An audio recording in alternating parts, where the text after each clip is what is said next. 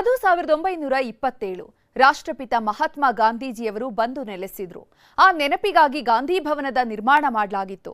ಇದೀಗ ಅದೇ ಗಾಂಧಿ ಭವನವನ್ನ ಉಳಿಸಿಕೊಳ್ಳೋದಕ್ಕೆ ಉಪವಾಸ ಸತ್ಯಾಗ್ರಹವನ್ನ ಮಾಡಬೇಕಾದ ಅನಿವಾರ್ಯತೆ ಎದುರಾಗಿದೆ.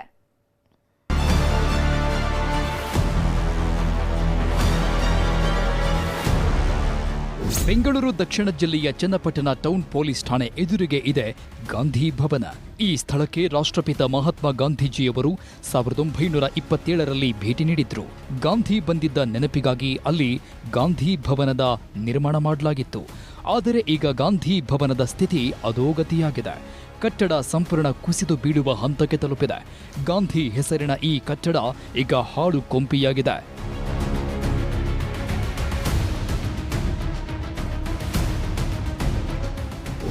1950ರಲ್ಲಿ ಜಯಚಾಮರಾಜ ಒಡೆಯರ್ ಗಾಂಧಿ ಭವನ ಕಟ್ಟಿದ್ದರು. ಅಂದಿನ ಮುಖ್ಯಮಂತ್ರಿ ಕೆ ಚೆಂಗಲರಾಯ ರೆಡ್ಡಿ ಶಿಲಾನ್ಯಾಸ ನೆರವೇರಿಸಿದ್ದರು.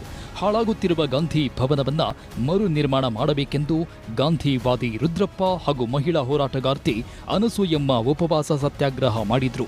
ಗಾಂಧಿ ಭವನದ ನೂತನ ಕಟ್ಟಡಕ್ಕೆ ಆಗ್ರಹಿಸಿದ್ದಾರೆ. ಈ ಪುಣ್ಯ ಭೂಮಿನಲ್ಲಿ ಪುಣ್ಯಾತ್ಮ ಬಂದು ಒಂದು ರಾತ್ರಿ ತಂಗಿದ್ದು ಗುಡಿಸಲಿನಲ್ಲಿ ಹೋಗಿರ್ತಕ್ಕಂಥ ಒಂದು ಜಾಗ. ಈ ಜಾಗಕ್ಕೆ ಒಂದು ಸದ್ಗತಿಯನ್ನ ತೋರಿಸ್ಬೇಕು, ಒಳ್ಳೆ ಕಟ್ಟಡವನ್ನು ಕಟ್ಟಬೇಕು.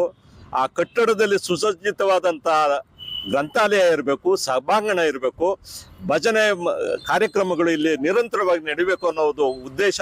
ಇಷ್ಟು ವರ್ಷಗಳಿಂದ ಗಾಂಧಿ ಭವನ ಆಗದೇನೆ ಇದು ಇಡೀ ತಾಲೂಕಿಗೆ ಇಡೀ ಜಿಲ್ಲೆಗೆ ಒಂದು ನಿಜವಾಗ್ಲೂ ಅವಮಾನ. ಒಬ್ಬ ರಾಷ್ಟ್ರಪಿತನ ಒಂದು ಅಸ್ತಿತ್ವ ಇಲ್ಲಿರಬೇಕು. ಗಾಂಧಿ ಭವನ ತುಂಬಾ ಚೆನ್ನಾಗಿ ಅರ್ಥಬದ್ಧವಾಗಿ ಸೈದ್ಧಾಂತಿಕವಾಗಿ ಅಹಿಂಸಾತ್ಮಕವಾಗಿ ಪ್ರತಿಯೊಬ್ಬರನ್ನು ಸೌಹಾರ್ದತೆಯಿಂದ ಪ್ರೀತಿ ವಿಶ್ವಾಸ ಹೋರಾಟ ಅಹಿಂಸೆಯಿಂದ ಒಳಗೊಳ್ಳುವಂತ ರೀತಿಯಲ್ಲಿ ಇಲ್ಲಿ ಗಾಂಧಿ ಭವನ ಆಗ್ಲೇಬೇಕು. ಗಾಂಧಿ ಭವನದ ನಿರ್ಮಾಣ ಸಂಬಂಧ ಈಗಾಗಲೇ ಜಿಲ್ಲಾಧಿಕಾರಿ ಖಾತೆಯಲ್ಲಿ 3 ಕೋಟಿ ಹಣವಿದೆ. ಹಣವನ್ನು ಬಳಸಿಕೊಂಡು ಶೀಘ್ರವೇ ಭವನ ಕಟ್ಟಲಾಗುವುದು ಎಂಬ ಭರವಸೆ ಹಿನ್ನೆಲೆಯಲ್ಲಿ ಸತ್ಯಾಗ್ರಹ ಕೈಬಿಟ್ಟಿದ್ದಾರೆ. ಆದರೆ ಶೀಘ್ರ ಭವನ ನಿರ್ಮಾಣ ಆಗದಿದ್ದರೆ ಮತ್ತೆ ಹೋರಾಟ ಮಾಡುವ ಎಚ್ಚರಿಕೆ ನೀಡಿದ್ದಾರೆ. ವೆಂಕಟೇಶ್ ಪ್ರಭು, ನ್ಯೂಸ್ 18, ಬೆಂಗಳೂರು ದಕ್ಷಿಣ.